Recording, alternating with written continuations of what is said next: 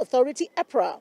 86.9% of the energy generated in Kenya is obtained from renewable energy sources. This ranks Kenya 7th in the world in installed geothermal power and generating capacity and top in Africa.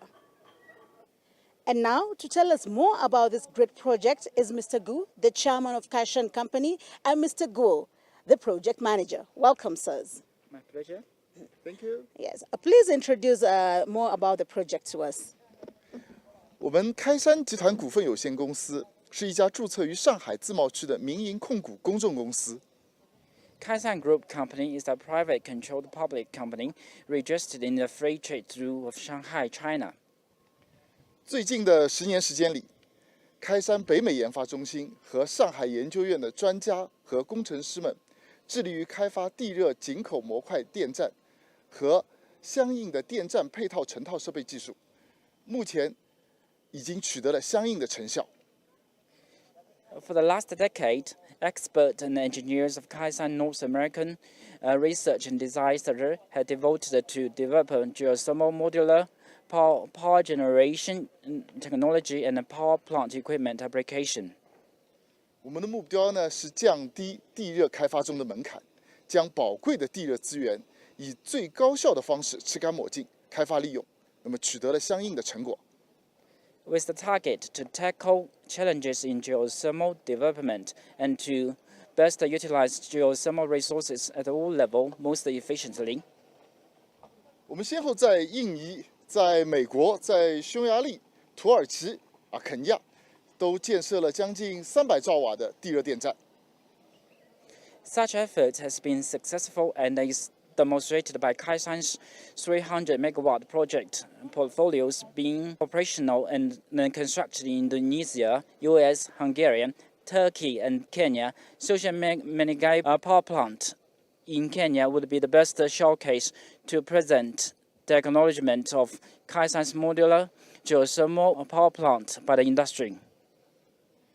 以开山肯尼亚的苏县的电站为例，我们开山的地热井口模块技术已经取得了行业内的高度认可。那么建设成本低，可用性高，发电的效率高，取得了明显的优势。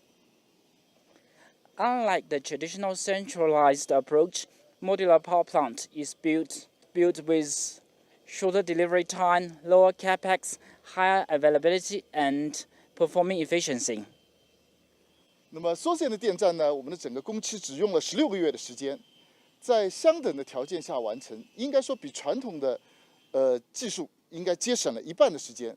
我们的电站可以保证全年8400小时的持续供电，与传统的技术6000小时相比呢，也有明显的优势。苏县电站的最小考核值是33.25兆瓦，而我们的实际发电平均大于36.5兆瓦。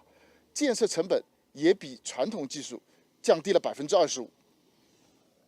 To be more specific, Social Mitigation Power Plant is completed in 60 months during the pandemic, nearly 50% less time than the centralized power plant. This power plant is expected to run 8,400 hours a year, significantly longer than 6,000 hours of the traditional technology. In terms of capacity, Social Mitigation Power Plant average net delivery achieves 36.5 megawatts against the minimum requirement of 33.3 megawatts, even with 25% lower construction costs than the peers. 那么，经过了严格的第三方的意大利和我们菲律宾的专家的测试，开山的技术和开山的制造呢，也得到了广泛的认可。In summary, Kaisan's technology and manufacturing capability is endorsed by the third party, a world-class test with experts from Italy and Philippines. 肯尼亚政府提出了2030实现完全使用绿色电力的远景目标，且整个国家的经济发展比较快，电力需求呢稳步增长。As a fast-growing economy with boosting demand of power from its industry and people, Kenya has set forth the vision of 100% renewable energy by 2013. 开山已经得到了肯尼亚政府的邀请，能够在这片热土上开发更多的地热电站。我们认为肯尼亚的经济增长潜力很大，政府对绿色能源的规划非常清晰，法律比较健全，投资环境非常好。As such, Kaishan was invited by Kenyan government to develop and construct more geothermal power plant.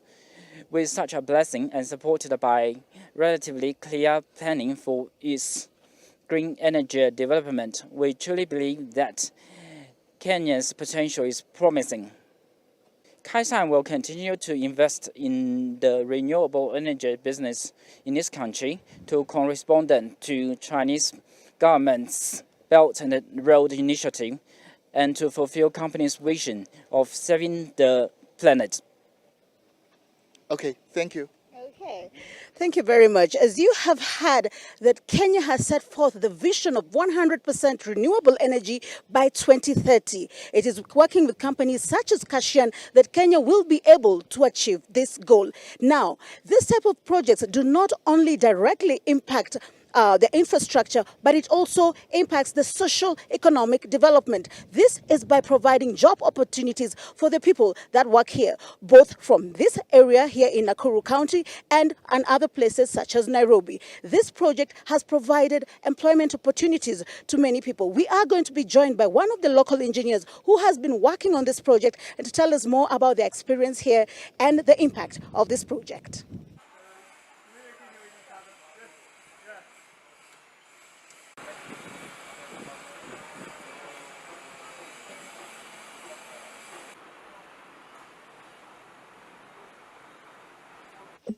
Oh, welcome, welcome.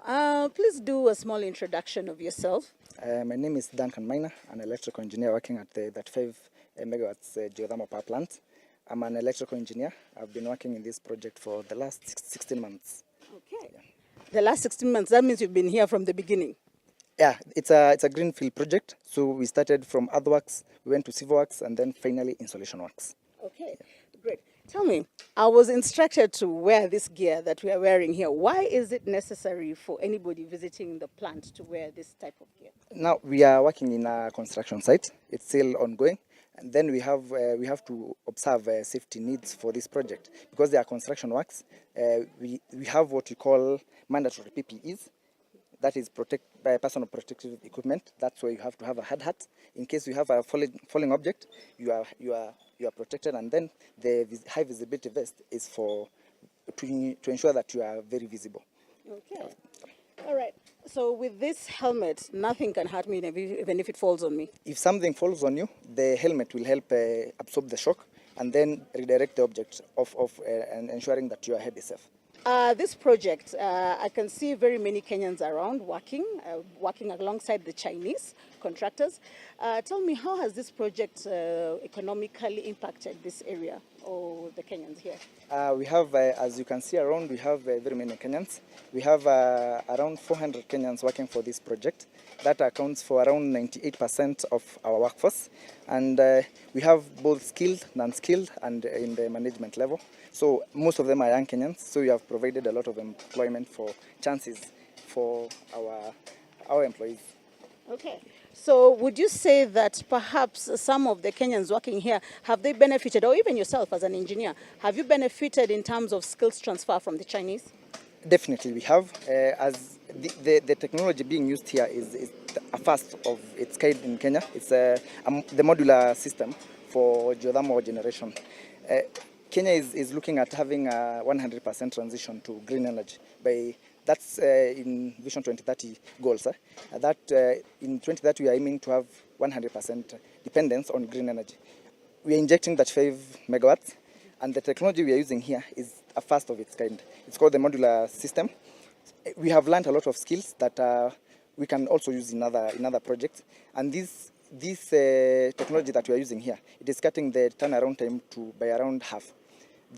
Doing this project within 16 months is a big feat, which we must commend, because normally the traditional technologies that are being used should have been around 32 months. So we are cutting this by half. These are skills that we have learned, and definitely it's a plus for us as having been given these chances as the young Kenyans. It's something great.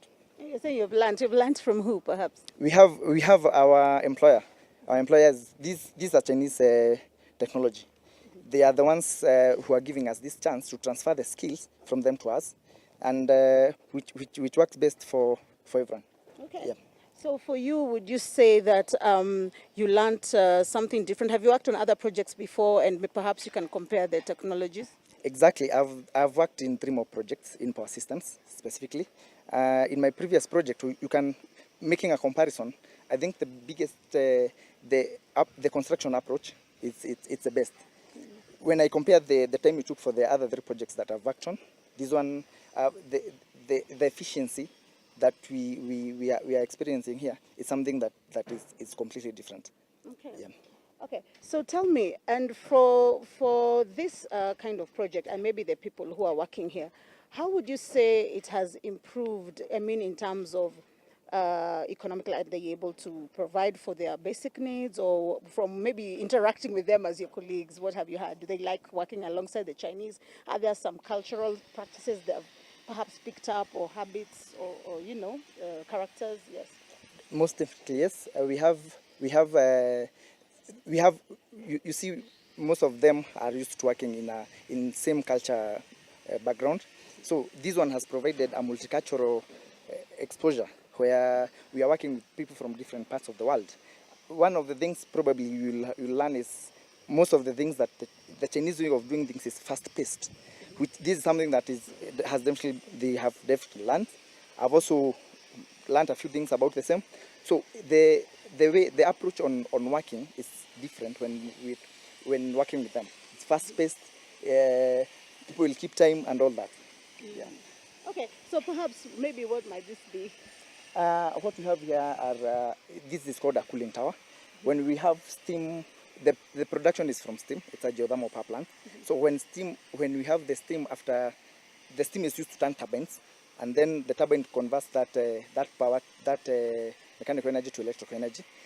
You have to cool down steam back to water and then take it back to the ground. Is that what you call renewable energy? It's exactly. So the energy, first of all, is tapped. It's tapped from under the ground. It's tapped from under the ground. It's when we have underground, we have very hot areas. When you do some geotechnical investigation, you'll realize the points where you have potential for steam. After you'll tap those wells. It's the best form is dry steam, and this steam is what we are using here to generate power. It's renewable because once you cool off that water, it will go back to the ground, and then so it's a source of power that will never be depleted. You can't compare it with like if you're using other sources of power. Yeah. Yeah. Okay. So would you say that Kenya therefore has satisfied its power demand, or is there need for more still in the future? The difference is what sources are we depending on. As we speak, during peak loads, that when the country is requiring a lot of power during the day, that's what we call the peak point or peak load. We still have dependency on something like diesel generators. What we should work towards is ensuring that these traditional sources of power, like diesel generators, are not used at any point during the day. Okay, tell me something. You've told me that you've been here for the last 16 months from the inception of the project, basically. Please tell me how you have also maybe impacted the community in terms of social responsibility. As you can see around this place, it's a dry area, and we have scarcity of water during the dry periods. We've been trying our best to provide clean drinking water for the community around this place. We do this to schools and to also homes during specific days of the week when we have to provide that water. Okay, maybe would you have the numbers of how many schools, just an estimate, or how many homes you have impacted and where you have delivered the drinking water? We have around 10 primary schools around the caldera, because the project is located inside the Menengai caldera. We have 10 primary schools, about 8 secondary schools, and then for the community, we just go to the shopping centers, and then we'll provide maybe 3 per week. We'll provide about 50,000 liters of water. Mm-hmm. Yeah. So how's the community taking it? I think we have a very cordial relationship with the community. Other than provision of employment, we do engage them on ways to improve them, on what we can do to ensure that we are improving their livelihood other than providing employment. In that line, we also support local businesses. If we want some services, and these are services that we can get from around this place, we definitely go for them first before going for outsiders. When I look around, I see beautiful green vegetation and the crater. What steps would you say you took while setting up the plant to protect the environment? To begin with, after any alteration of flora and fauna of this caldera, we have ensured that other than the place the plant sits, we ensure that we return it to its original form. If we had some plantation in a place, we ensure we return it to its original form. Yeah. Okay. Are there maybe perhaps you can explain what you mean by returning it to its original form? Examples of exactly what measures you took. What did you do? For example, we have down here, we have a place where we are dumping the material we got from this place.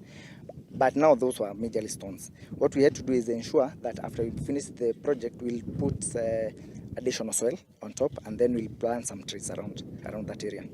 Yeah. Okay, that's good. And what other safety measures are you taking even for the people who are working in the plant? You've told me you have over 400 employees. I can see so many machines, big, there's a lot of steam around, hot, I was told there's some hot pipes. What safety measures do you take? We have two phases of a project. We have implementation phase, and then we have operation phase. The risks that we are experiencing during construction are different from what we are having now. The risk was actually higher compared to now because we don't have any lifting work or such high risk jobs. So to ensure that we have an EHS management system that assesses all the risks that we have in the project. Let's say we are lifting. There we have a risk of loads falling.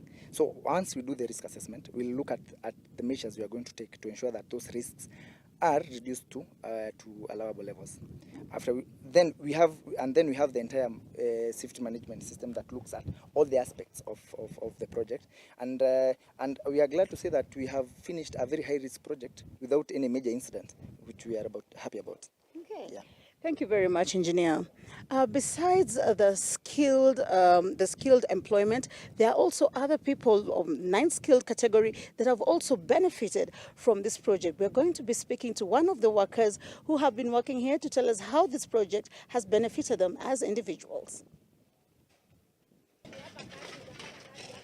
These are some of the ladies and gentlemen who have benefited from this project. They are working on the road and drainage part of the project. We're going to be speaking to one of the ladies to tell us a little bit about how this project has benefited her. Hello, madam. How are you? I'm fine. Please tell us your name. Oh, I'm Elizabeth Kabucho. Yeah. How long have you worked on this project and how has it helped you as an individual? Okay, I've worked here for almost one year and I've really benefited. I've been able to pay my bills. I've been able to do so many other projects outside this place and it has really helped me. Okay. You're saying you've been able to do many other projects outside this place. Is it because of the skills you got here, and if so, which skills did you get? Okay, I've started doing some other things outside which I couldn't be able to do as far if I had not moved to this site, like fixing my own things in the house, such things. Okay. Do you have children? Yeah, I have one kid. Yeah, and I've been able to pay my school fees, pay my bills, things like those. Okay. Perhaps what are some of the things you can say you learned from working with the Chinese? Okay, the Chinese have helped us really a lot. They have a lot of knowledge and they have really helped us nurture our knowledge, our potential. Like they show you, do this, and that's really helped. Under the Belt and Road Initiative, a China-Kenya cooperation is getting deeper and deeper. And this geothermal power station is an important, representative of it, thanks to capital flows, technology, and knowledge transfers facilitated by China. The continent's progress towards carbon neutrality is accelerating. China has always worked side by side with African countries and has become a major partner in the development of solar and wind energy on the African continent. We look forward to more practical cooperation between China and Africa on new energy issues.